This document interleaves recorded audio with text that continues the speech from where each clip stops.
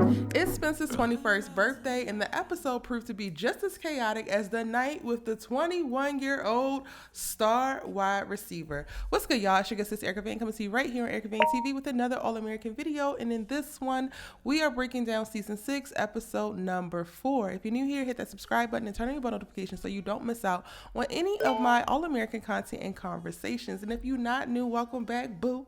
You know how we do. I'm going to go ahead and jump into it. I am going to link to the live stream that we actually did because I'm a little bit late with this breakdown. I'm sorry. But I'm going to link to the live stream if you want a further in-depth analysis and breakdown and thoughts and feelings about the particular episode. I'm going to try to keep this very short, very sweet, and move on to the next because I'm recording an episode 4 breakdown and episode 5 breakdown at the same time. And I'm going to go into much more depth in episode 5. You can literally go to the live stream for episode 4 and get all of my hot takes about every bit, all the nooks, crannies, and nitty gritty. This will not be a super thorough breakdown, but I hope that y'all still kick it, watch it, enjoy it. Drop your thoughts, theories, comments in the comment section down below. You know, hit that like button because you want to support your good sis. I appreciate you. And without further ado, let's talk about Spencer's 21st birthday. Yes, 21st, not 25th. 21st birthdays are supposed to be chaotic. It's supposed to be a drunken mess. It's supposed to be a rite of passage. It's one of the huge monumental canon era, if you will, ages, cool. But they get a little bit more chaotic when you're surrounded by ops. I ain't even gonna hold you. When you're surrounded by ops, when your boys are Jordan Baker, who literally has made it his career to resent everything that is great about you, and instead of cultivating any of that greatness or going out and pushing himself to be great, he much rather seethe and loathe in the background and low-key probably play with a voodoo doll and wish on your downfall. When that person is in charge of the bar crawl and or the drunken festivities, when your girlfriend is a recovering narcissist, and I'm going to say recovering very, very lightly because, girl, what is this goofy-ass, ugly-ass tattoo that you got as a gift to him on his birthday non-sober? When you have the combination of those two, it just equals a ridiculous ass mess. Not to mention Spencer is not even the drinking type. He's not even the partying type. So we get to watch him, well, actually, in this episode, we get to watch him replay and recount and remember haphazardly all of the things that went down on his 21st birthday when everybody around him mishandled him at best. And completely created a goofy ass moment for him that they didn't need to do at worst.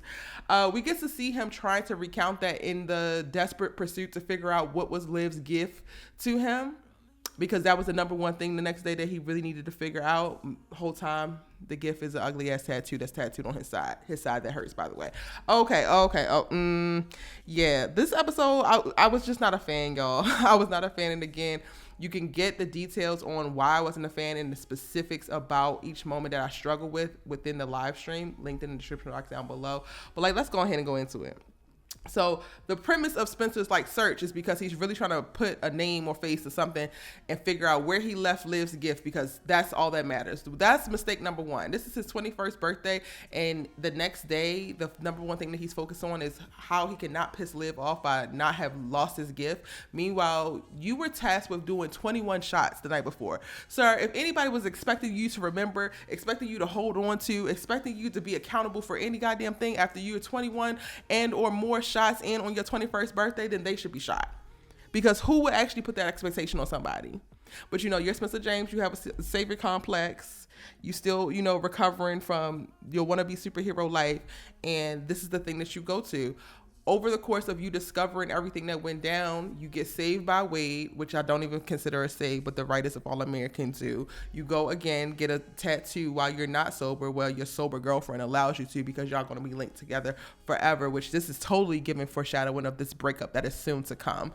You kick it with Jordan, who has been your number one op, and while he's here to celebrate your birthday with the boys from your so-called quote-unquote team, the same team that you seem to be selfishly alienating because they decided they don't want to pass you the ball and they want to build an offense outside of you, and you are only a decoy, but now all of a sudden everybody coming together for your 21st birthday like they real friends. I'm not buying it. But y'all, I'm just recounting everything that just went down, right? And what else? There's a whole bar fight at Layla's, to which Patience gets to utilize her defense training from Ryan. This episode was so damn chaotic, and it was so chaotic for ridiculous reasons. It don't even fall in line with what they could have did as a great representation of Spencer having a great birthday. For all intents and purposes, he did not have a great birthday. But going back to Spencer and Jordan, not only is Jordan responsible for the damn bar crawl and the main festivities of the 21st birthday, but then he still is not able to put his own issues aside and not use the night of Spencer's 21st birthday to try to check Spencer in an alley and then leave his ass there because he's going to go ahead and go home and don't worry about drunk ass Spencer and Crenshaw. Okay, cool.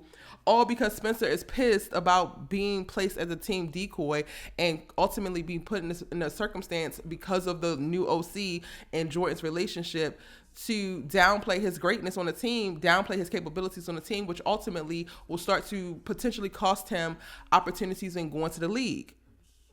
But again, it's Spencer's 21st birthday, so why are we having this conversation outside of in the alley of Layla's when you're supposed to be tasked with taking him home and making sure he's safe? And you just want to get your shit off.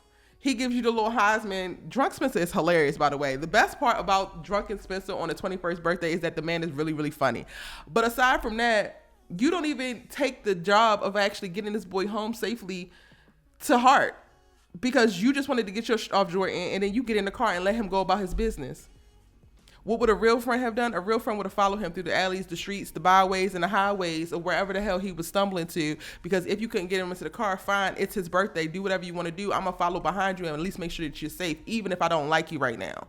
That's what a real friend would do. But again, Jordan is an op, so real friend conversation is neither here nor there. And since we're talking about ops and real friendships, let's talk about real relationships, real boyfriend stees, because Jordan is also not giving in that department. In this episode, he spends the majority of the top half, or even all the way through the middle, being mad at Layla, talking about she's missing in action, talking about he don't recognize her, like she's not a boss doing big business, that he could never. You're literally just now finding yourself into the spotlight in your collegiate career. You have openly admitted that you would never want to do the work that it takes to get the notoriety that Spencer got, but you want the notoriety. So you literally said that I'm lazy and I don't want to work for things. Meanwhile, your girl, your fiance, your future wifey has been working for everything. And the thing that you think to do is to throw a goofy ass tantrum and try to guilt her into paying more attention to you. Sir, make it make sense. At this point, it feels like Jordan is not only an op for Spencer, but he's also an op for Layla. He's an op for his damn self because all of the things that he decides to do is always against his best interest. Always against his best interest. Like, why can't you wake up and grow up and just do better and be better? Why can't you literally look yourself in the mirror and know and tell other people how jealous you are of Spencer, how resentful you are of Spencer, and then do nothing actively to change it? You think that this little light skin and this little whatever the hell is going on top of your head is going to save you? It's not, Jordan Baker. It's not. And I absolutely hate that Layla and Jordan made up in the way that they did in this episode by way of sex. And if y'all's relationship is reducing down to that and y'all asses is only 20 and 19 and y'all got a whole lifetime to go because y'all expecting to get married and that's what you particularly do when you say that you're going to get married, then I feel bad for you. If you're using sex right now to coast over y'all's issues and not actually address the problems, you're doomed. Congratulations, y'all have played yourself. But they make up in this episode, and Layla starts to apologize. And we know that she's also battling the chemical imbalance that is going on tied to her medications, tied to treating her mental health. Something that she don't feel safe enough to share with her boyfriend. So again, is he really your boyfriend, girl? Should you really be in this relationship? Because it's giving no, Miss Ma'ams. It's giving no, Miss Mamas. You're not safe there and you actually know it. Meanwhile, we're going to placate to this relationship because what? Is it safe? Because you feel a little bit secure in the mediocrity that is Jordan Baker? I know that Spencer James did you wrong. I know that Spencer James was a relationship that pushed you, and what happened after that was very traumatic. However, you deserve better, Miss Mamas, and everything about you says that you always want the best. So settling for Jordan Baker was never going to be it. And we're about to watch Layla, I think, suffer, I fear, because she's allowing herself to settle for less. I said what I said. And with that said, y'all, I'm going to go ahead and end the video right here. Go ahead and check out the live for any of the other topics that I didn't talk about in the particular breakdown. I definitely cover over on the live. It is linked in the description box down below. And you can go ahead and hit the subscribe button if you haven't already, because that is down there as well. It's your good sister you love to talk TV with. I'm going to see you in the next one.